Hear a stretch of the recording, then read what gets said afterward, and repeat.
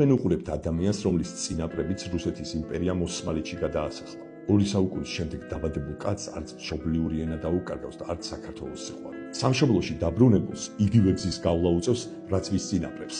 დღეს ვისაუბრებ თემურ ქათამაძეზე. 90-იან წლებში თურქეთში ცნობილი ჟურნალის ჩვენებურების ერთ-ერთი რედაქტორი იყო. 2000 წელს კი დააარსა საინფორმაციო ვებგვერდი. 2004 წელს თურქეთის ხელისუფლებას თხოვდა მშობლიურ ენაზე განათლების მიღებისა და ტელერადიო მაუწყებლობის უფლებას. 2024 წლამდე საქართველოში აორგანიზებდა უამრავ კულტურულ ღონისძიებას, რაშიც ანაზღაურება არასდროს აუღია. დაპატიმრებამდე საქართველოს პოპულარიზებისთვის მართავდა რამოდენიმე Facebook გვერდს, სადაც 200,000 გამომწერს. იმის მაგივრად ჩვენი ქვეყანა ასეთ პატრიოტებს ეხმარებოდეს ქართული საქმის კეთებაში, ახლა მოგიყვებით რა უქნეს თემურ ქათამაძეს ამ მართლა უსამშობლოებმა.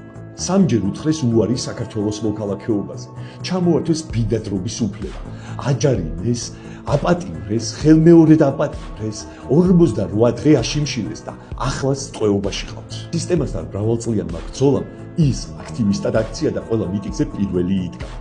ასე იქცა თემურ ქათამაძე ბათუმელ მეტროში ბაბუთ. რაც არ უნდა პოლიტიკური შეხედულებები გააჩნდეს მას, როგორ შეიძლება ხელისუფლებამ ასე მოექცეს, გადმოდგებიან და დამცველებად მოგვევლინებიან კულტურის, ისტორიის და ქართველობის.